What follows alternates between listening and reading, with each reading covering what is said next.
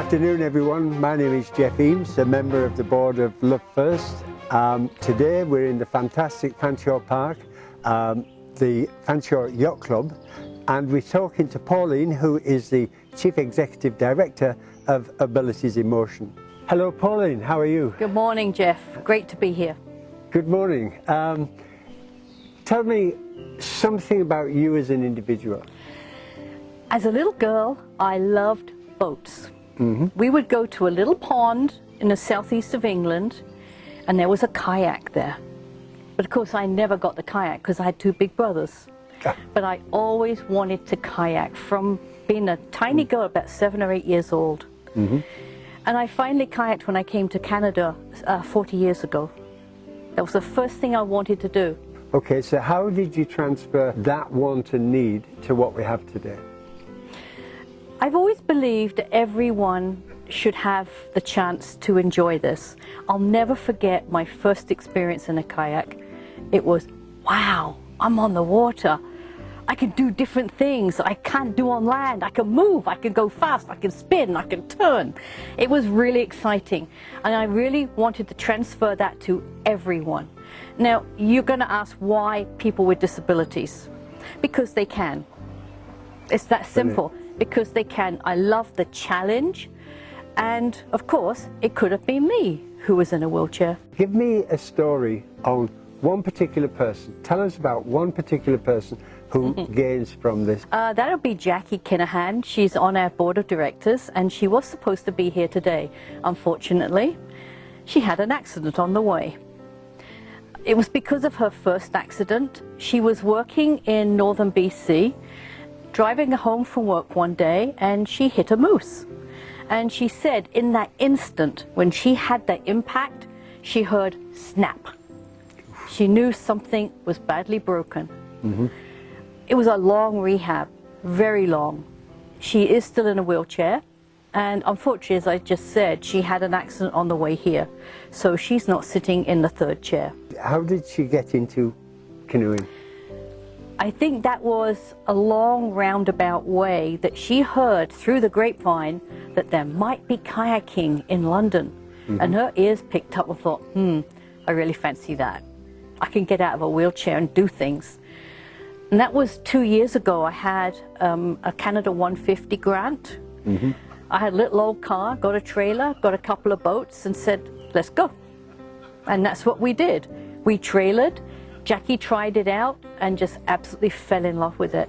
Her word, she can describe it in one word: freedom. So how did you start Abilities in Motion? About 20 years ago, I was taking ecotourism adventure rec at college, just as what shall I do with the rest of my life? We do that, we know when you're in your 40s.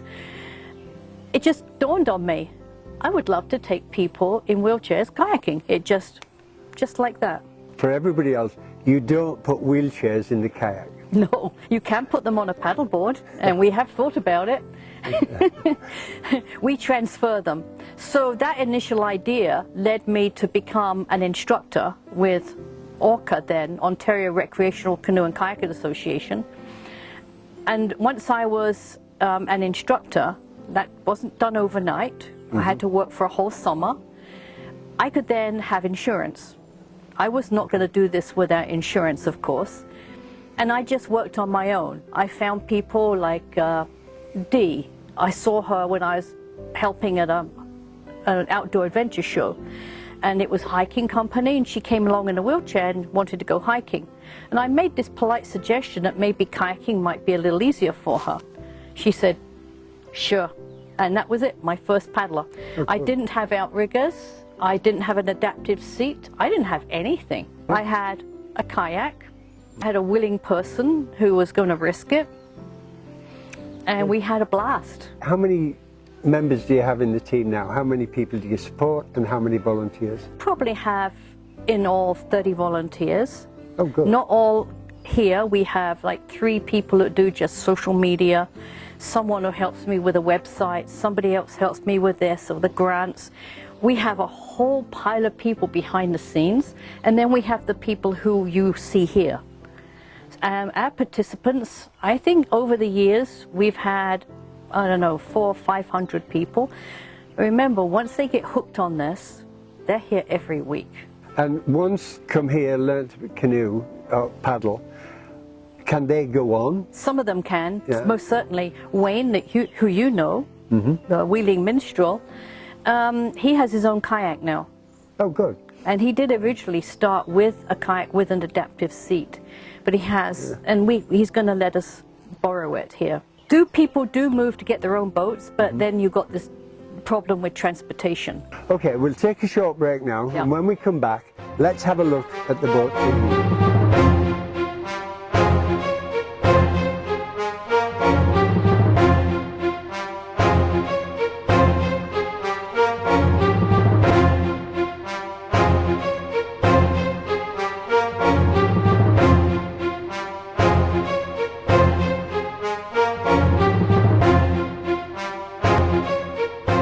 Welcome back.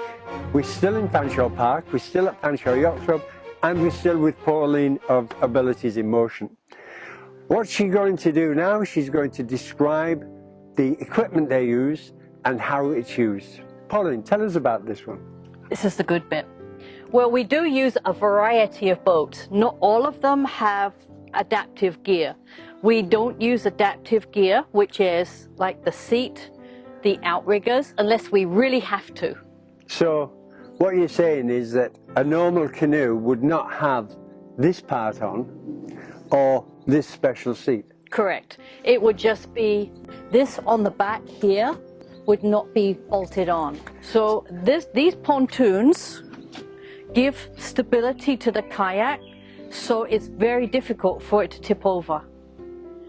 So someone who has a broken back or cannot hold their body up, they will use a boat like this. Now, many injuries, even vertigo, people who cannot stay upright. These outriggers will help. They're not 100% not tip over, which is why we have 2 volunteers with them. Good. And how about this one? This one does have outriggers on. I haven't put them on because they're quite big. This one has an adaptive seat, and it can be taken apart, so the person can be sitting in the bottom and it's supporting them on the sides.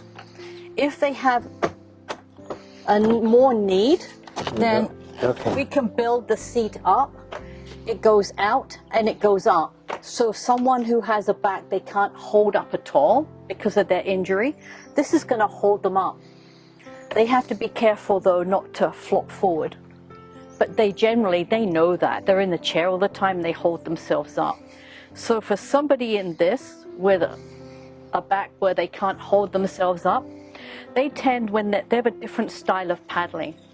Because when you're kayaking, you can turn your body, and they cannot do that. Now, if they're in a wheelchair most of their lives, the skin on their body is quite tender. So we either put foam seats in. This one is actually called Sweet Cheeks. And we can put this in as well for them to cushion. We have all kinds of bag of padding. So if they are in here, let me get him. Okay, so even if their legs are paralyzed, we do still prop their legs on foot pegs in here. So we would fit them in. So let's get a paddle and see how this works. So there we go. Now, if I couldn't move my back, this would probably be in a little bit lower. And you see it is quite restrictive.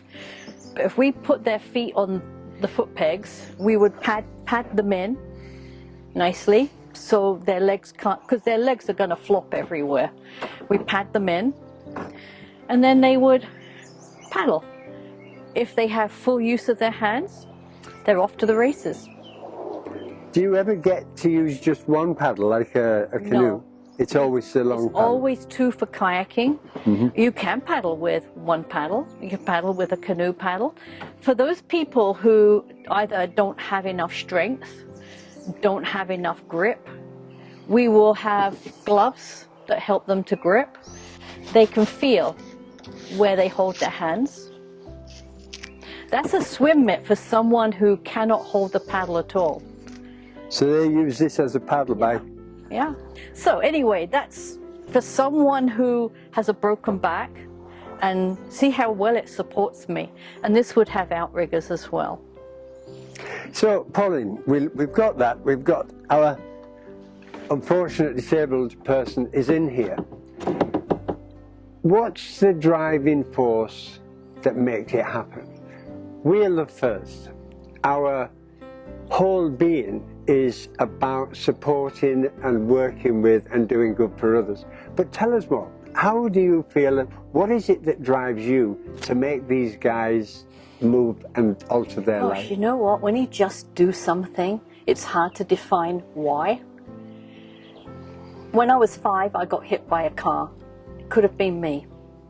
It could have been me sitting in my wheelchair all the time. Why? I want to share my, wow, I'm in a kayak with somebody. Just want to make it happen. I love making impossible things happen. Good. Sometimes getting people from a wheelchair into a boat is a huge challenge.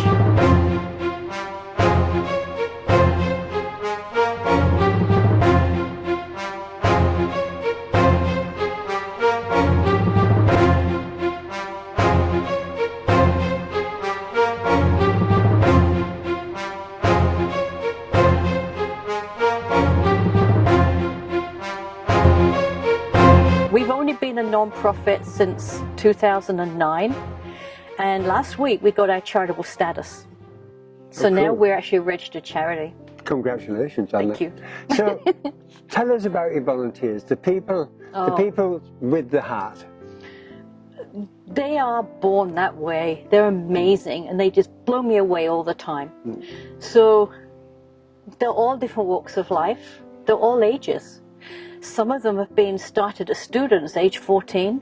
Braden in Alliston, and he will come down here, you'll meet him. He's 18 now. He's an instructor.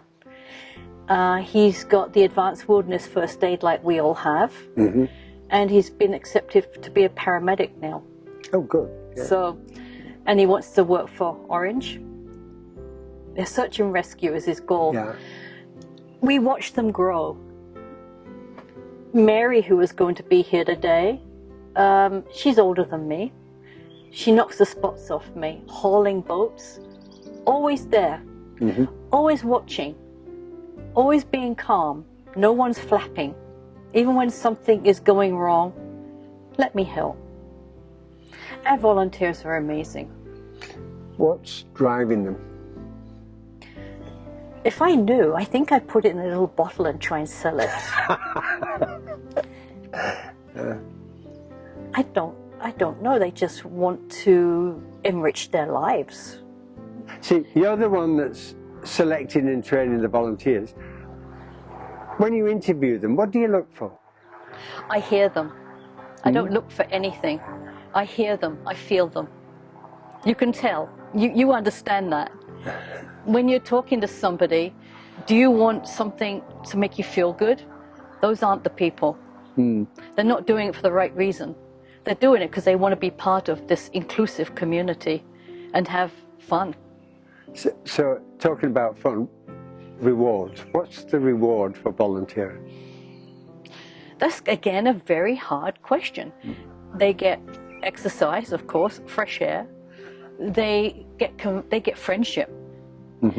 They, especially young ones, can see that somebody who's in a wheelchair is just like them. Somebody may have, like, I'm thinking of the little guy we have, his hands may be like this, and when the young people talk to him, they find that he's actually got an incredible sense of humor, no great big hang-ups or chips on his shoulder, and he's a blast to be with. So they have fun. Oh, good. They learn. And I think everybody who's in our organization, I encourage them to learn. When they come, I say, what do you want? What do you want to learn? I want to learn to kayak. Absolutely. Do you want to learn to kayak just for you? Do you want to help other people learn to kayak? You can tell from the person if they're in because someone's told them they have to do some volunteer hours, like some of the students. But we turn them around. They're okay. So how long would someone come and volunteer for you? Andy's been volunteering since 2009. Arvin's been with us since 2009. He's our lawyer on the board. Actual volunteers, well, here we've got the same ones that we started with in 2017. Mm-hmm. In Alliston, some of the teenagers come and go. But Margaret, a friend of mine, she volunteers in Alliston, 10 years. People seem to come to our group, our community, and they stay. So clearly, we need you, we need good people to volunteer. Obviously, you're going to learn how to canoe, you're going to learn how to look after people, but put your love first. Come and do something good for the community. It is brilliant. The rewards are fantastic. We've got the perfect witness. You've heard the story, and you're going to hear a lot more stories. So get off your backside, come up to Fanshore Yacht Club and ask for Abilities in Motion. Ask for Pauline and come and volunteer. We've got an awesome place here. I think Jess hit the nail on the head. It's all about love. If you have love for people, you will be doing this, and your love will grow.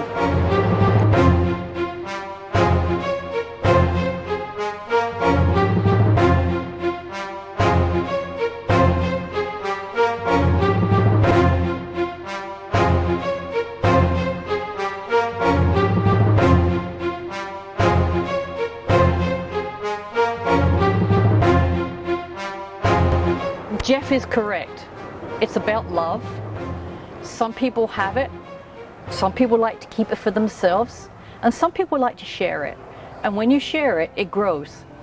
And the people in this group will do astounding things for each other. And I think last summer was a wonderful. I came up off the water, dripping, sweating hot, and they had a tablecloth out and sang me happy birthday. It's my 65th. Oh, wow. And I had no idea they were going to do that. We have it also working in a team where it's unconditional love. You learn to understand and accept other people's foibles. You learn to grow and overlook them. Even though we have a little grumble every now and again, of course, but overall, we all grow together. I don't know if I can put that into any better words. We like to encourage the younger people to come out as well, but do appreciate it is during their school time. We had Ivy Business College out here last year. That was October. It was a chilly day. They'd never kayaked before. So call me on the website, phone numbers on the website. Come out on Mondays, you'll find us, as long as it's not raining. Even though some of them don't care if it's raining, they just want to paddle. I want to get out of this chair, I want to go. We've got CNIB joining us this year as well. CNIB? CNIB. Is? Oh, they're visually impaired. Going to be safe underwater? They're safer than I am. Oh, good. I tend to go upside down deliberately. We have the paddle set up for them so they know where to hold it.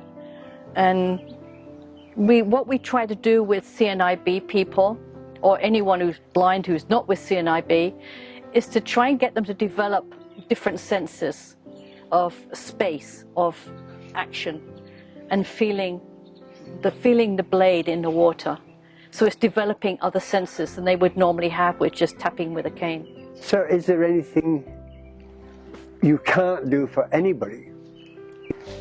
Over 20 years, I think I've turned away 2 people. One was behavior. We have to be safe, and that saddened me greatly. And the other one was size. The boats are regulated for certain weights, and the boat would sink. That's that simple. Mm-hmm. I had 2 sets of outriggers on a tandem, and it was this much out of the water. Oh, wow. So let's talk a little bit more about safety. What safety precautions are in place for the people in the boat? Training. Training is utmost. All the volunteers know what to do. They all have that protocol of how to speak to people. Well, they do it naturally. How to ask if they want to put a hand in the boat, if they're going to do a PFD up. Safety. We check the equipment when it comes off the water, not before it goes on. We have Coast Guard regulated gear on here, not right now because we're just showing it, but it would have a throw bag on here, be a bailer. They'd have a paddle. They always have a PFD on that's fitted properly. We have someone who checks that. They have whistles on them. Now for this location, we have 3 walkie-talkies. We have 1 out on the water, 1 at the bottom of the ramp and 1 at the top of the ramp. The person at the top of the ramp has a list of the, Jeff's number, superintendent of the park, local hospital, the 911, the location. And I think the bottom line is training. So let's go through. You bring in a volunteer. Somebody new comes to join you. What's the process? They come in green. I'm coming in. I want to volunteer. Well, first I'm going to look at what you've done in the past. Mm-hmm. Have you taken first aid CPR minimum? If you haven't, I'll encourage you to take it. 3 of ours this year retook it. They took it again. Mm-hmm. We do encourage that there's always somebody has first aid CPR. We have an awesome organization, an awesome group. There's a deep driving force, right? We call it love. How does that fit into you, your volunteers, and everybody you work with, and everybody that helps and support you? I would say that the people who support us, who work for us, volunteer, they're all the people who have a lot of love, who want to help other people. And they know that the riches that they gain is not just in money. However, a lot of our companies also know that we can't run without the money, so it's given with love. And the emotional rewards are? Making it happen. Seeing someone out there. I know last year I stood on the dock down there and I saw all the kayaks out there and I thought, wow, I made that happen. Brilliant. They made that happen. They made that happen. We made it happen together. And that's about it. We made it happen. We got people who otherwise would not be able to kayak to enjoy this sport and learn skills. And their health gets better all the time. That's awesome. That's pretty wonderful. So as we leave, it's clouding over, it's beginning to rain, but people are still working, people are still giving love, they're still caring about the community and the people in it. I think what's happening here, what's happening with Pauline and Abilities in Motion, is a true poster of what we can do as a community for everybody, all of our friends and all the people that need it. We have love to offer. We have people that need to share that love. Come and join us. It's an awesome organisation. Thank you, Jeff. Bye-bye. You said it.